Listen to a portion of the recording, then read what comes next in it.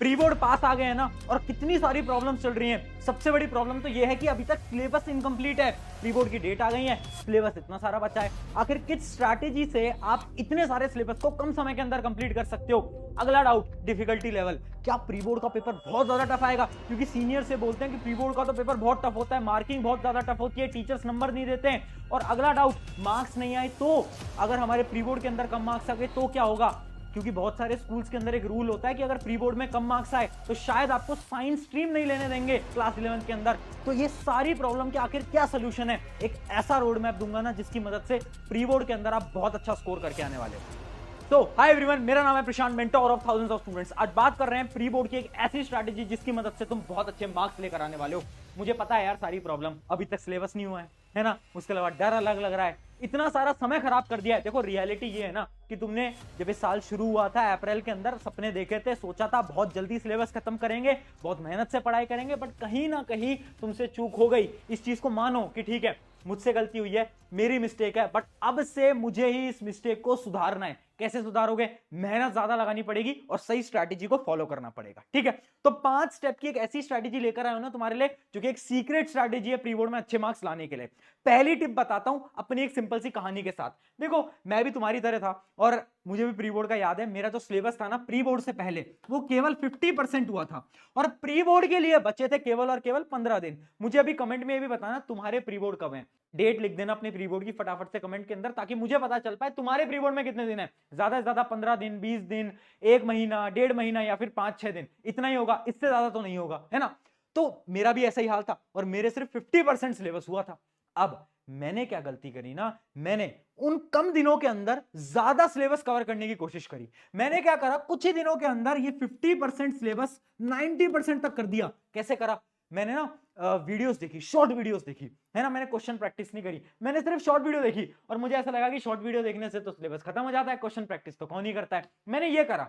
अब इससे पता क्या हुआ? इससे ही हुआ, जब मेरा प्री बोर्ड का रिजल्ट आया ना तो मेरी 60% भी नहीं आई ओवरऑल। जबकि मेरा एक दोस्त था, उसने क्या करा, उसकी भी यही हालत थी, 50% उसका सिलेबस था, बट उसने क्या करा, उसने अपने सिलेबस को केवल 60 से 70% तक कंप्लीट करा। और उसने जो पढ़ा ना, उसने डीपली पढ़ा। डीपली का मतलब क्या है? लेक्चर देखे, वन शॉट वीडियोस देखी, उसके बाद क्वेश्चन प्रैक्टिस करी।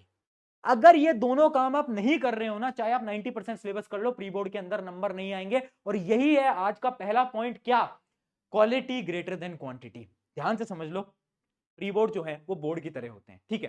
तुम प्री बोर्ड के अंदर कितना सिलेबस कंप्लीट करके जा रहे हो उससे फर्क नहीं पड़ता, बट फर्क इस बात से पड़ता है कि तुमने उस सिलेबस को कितना डिटेल में पढ़ा है।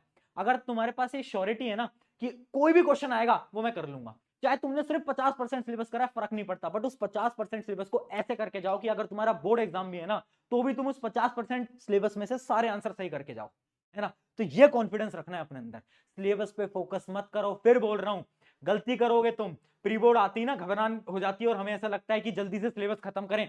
सिलेबस पे ज्यादा फोकस मत करो, जो पढ़ रहे हो उसको डीपली पढ़ो, यानी वीडियोस देखो, लेक्चर्स देखो, उसके साथ साथ क्वेश्चन प्रैक्टिस करो, है ना। सिर्फ ऐसा नहीं कि सिर्फ एक वीडियो देख ली बात खत्म, नहीं, साथ साथ में नोट्स बनाओ, साथ साथ में क्वेश्चन प्रैक्टिस करो। ये था आपका पहला पॉइंट। बट भैया सवाल ये उठता है, पढ़ना कैसे है ये बताओ। तो देखो, बेसिकली 2 टाइप के स्टूडेंट होंगे। एक ऐसे टाइप के स्टूडेंट होंगे जिनका अराउंड 60% सिलेबस या फिर उससे कम है, और कुछ स्टूडेंट होंगे जिनका 60 से 90% सिलेबस या फिर 100% सिलेबस कंप्लीटेड है।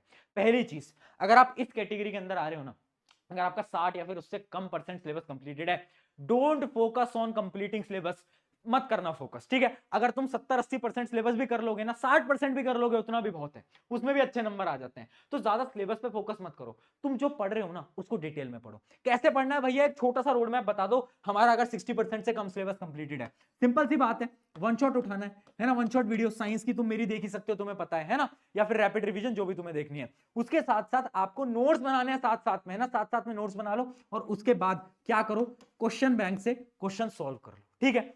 क्वेश्चन अगर तुमने बुक नहीं लिया ना क्वेश्चन प्रैक्टिस के लिए, भाई प्लीज ले लो, है ना। ऑलरेडी आपको पता है वन शॉट बुक इंडिया की मोस्ट अफोर्डेबल किताब ऑलरेडी निकाल रखी है।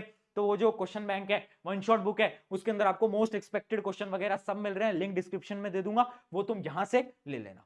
किन के लिए? जिनका सिलेबस कम है, उनको कहां फोकस करना है? लेक्चर, नोट्स, क्वेश्चन प्रैक्टिस, बस।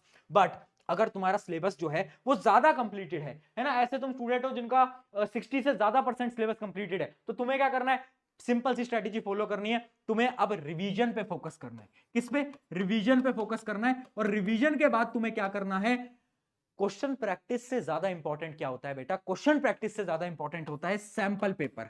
ठीक है, सैंपल पेपर भी लॉन्च कर रखे हैं, आपको पता है ना, इंडिया के पहले हाइब्रिड सैंपल पेपर, वो भी लिंक दे दूंगा। अगर सैंपल पेपर लेना है वो ले लेना, ऑलरेडी बेस्ट सैंपल पेपर है, टेंशन की बात नहीं है।